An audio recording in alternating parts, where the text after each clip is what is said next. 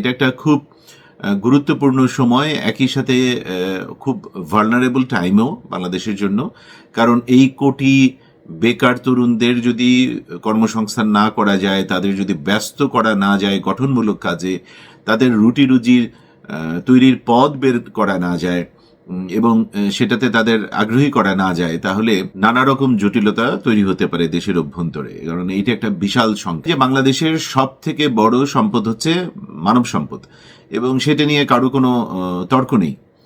কিন্তু এই মানব সম্পদটাকে আপনি তখনই কাজে লাগাতে পারবেন এটা যখন সত্যিকারের দক্ষ মানব সম্পদে পরিণত হবে, এবং সেইখানটাই তরুণদের নিয়ে কাজ করার বড় রকম সুযোগ আছে। এক নম্বর হচ্ছে যে নির্বাচিত যে সরকারি আসুক সে নিশ্চয়ই নতুন কিছু কর্মসংস্থানের সুযোগ তৈরি করবে। কোটি না পারলেও যতটা পারে সেটা করবে, আন্তরিকভাবেই করবে যে সরকারি আসুক। পাশাপাশি আরো দুটো জায়গায় যদি গুরুত্ব দেওয়া হয় সেইটার একটা বড় রকম ইতিবাচক প্রভাব পড়বে বলে আমি খুব শক্তভাবে বিশ্বাস করি। তার একটি হচ্ছে কর্মসংস্থান, মানে চাকরি তৈরির পাশাপাশি ছোট ক্ষুদ্র উদ্যোক্তাগিরি করার সুযোগ করে দেয়া।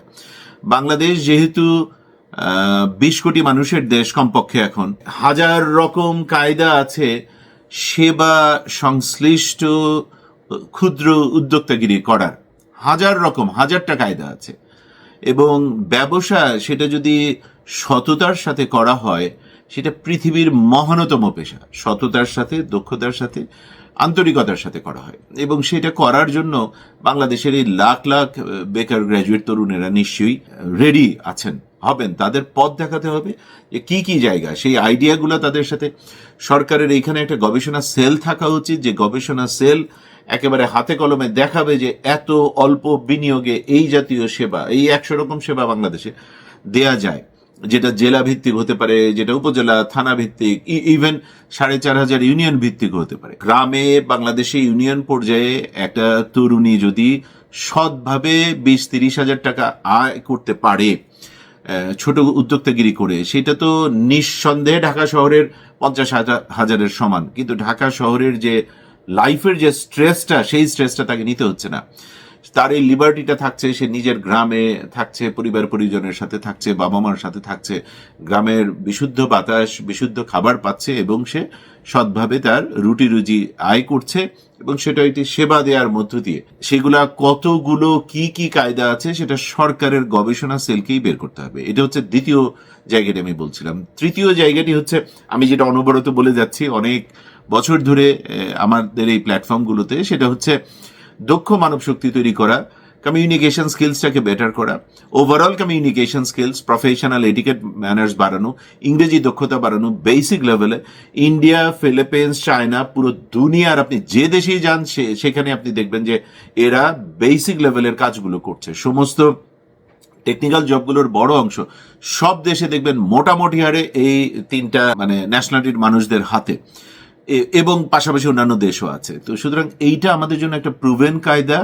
আমরা শুধু শ্রমিক না পাঠিয়ে যদি আমরা খুব সিরিয়াসলি, এটা নিয়ে অলরেডি কাজ হচ্ছে বাংলাদেশে, ফর শিওর হচ্ছে, কিন্তু সেই জায়গাটাকে একটা একেবারে খুব সিরিয়াস একটা ইমার্জেন্সি সেক্টর হিসেবে ঘোষণা দিয়ে সেইখানটা আলোকপাত করা, লাখ লাখ তরুণ তরুণী যদি বের করা যায় আস্তে ধীরে এই কারিগরি প্রতিষ্ঠানগুলোর মাধ্যমে, এই প্রতিষ্ঠানের সংখ্যা বাড়িয়ে, যারা পৃথিবীর আমেরিকা, কানাডাতে, নিউজিল্যান্ডে, অস্ট্রেলিয়ায়, ইউরোপের যে দেশগুলোতে জনসংখ্যার বড় রকম ঘাটতি হয়েছে, জাপানে, এইখানে টেকনিক্যাল জবগুলোর জন্য একটা টেকনিক্যাল তারা কোর্স করবে, একটা ডিগ্রি নেবে, সেই ডিগ্রির পাশাপাশি তারা ইংরেজি দক্ষতা অর্জন করবে, একেবারে মানে বেসিক লেভেলে কমিউনিকেটিভ ইংলিশটা সাবলীল স্বাচ্ছন্দ্য কথাবার্তা বলে যেতে পারে, এইটুকু দক্ষতা অর্জন করবে, এবং ইন্টারন্যাশনাল রিকোয়ারমেন্টটা কোয়ালিফাই করার জন্য ভাষা, ইংরেজি ভাষার দক্ষতার প্রমাণের জন্য আইএলস-এর একটা জিটি দেবে। এবং এই সমস্ত জবের জন্য আসলে 4.5-5 হচ্ছে মোরলেস 90% ক্ষেত্রে ওকে। এইটা সরকারের জন্য মানে এই পদক্ষেপটায় নামা, এটাকে ভীষণ রকম গুরুত্ব দিয়ে পঞ্চবার্ষিকী একটা কর্ম পরিকল্পনা করে যে আমরা আগামী 2 বছরে তৈরি করব বাংলাদেশে এত লাখ তরুণ তরুণী। প্রয়োজনে এটার জন্য নতুন নতুন কারিগরি শিক্ষা প্রতিষ্ঠান স্থাপনের সুযোগ দেয়া হোক, সেটা প্রাইভেটলি, সরকারিভাবে। এবং সরকার শুধু 2টা জিনিস এখানে মনিটর করবে আর রেগুলেট করবে, সেটা হচ্ছে যে একটা টেকনিক্যাল কোর্স ঠিক মতো শেখানো হচ্ছে, পড়ানো হচ্ছে, আর পাশাপাশি ইংরেজি দক্ষতা তৈরি করা হচ্ছে এবং কোর্সটার শেষে বাধ্যতামূলক আইএলটিএস দেওয়া হচ্ছে। এইটা বাংলাদেশের বড় রকম ভাবে এক, বেকার সমস্যার সমাধান করবে, দুই, বাংলাদেশে এবং বাংলাদেশের বাইরে কর্মসংস্থানের তৈরি করবে এবং এরা স্বাবলম্বী হবে, এরা প্রত্যয়ী হবে, তিন হচ্ছে এটা নিশ্চিতভাবে বাংলাদেশের রেমিটেন্স বাড়াবে। এবং সুতরাং এইটার দেখতেই পাচ্ছেন এটা ক্রস কাটিং বেনিফিটস। এখন লাগবে কি? লাগবে হলো সরকারের সংশ্লিষ্ট ডিপার্টমেন্টে বসে থাকা কর্মকর্তাদের, এই লিডারদের এই জিনিসটা ধারণ করে খুব শক্তভাবে এবং সিরিয়াসলি নেমে যাওয়া। তাহলে এটা বড়ভাবে একটা বাংলাদেশে 3-4-5 বছরের মধ্যে একটা প্রভাব ফেলবে, এটার ফল পেতে শুরু করবে বাংলাদেশ, এবং এই ফল পাওয়াটা শুরু কেবলমাত্র, এবং এটা চলতে থাকবে এবং সেটা নিঃসন্দেহে আমাদের দেশকে আরো সামনে এগিয়ে নিয়ে যাবে। সময় দেওয়ার জন্য ধন্যবাদ। ভালো থাকবেন। আসসালামু আলাইকুম।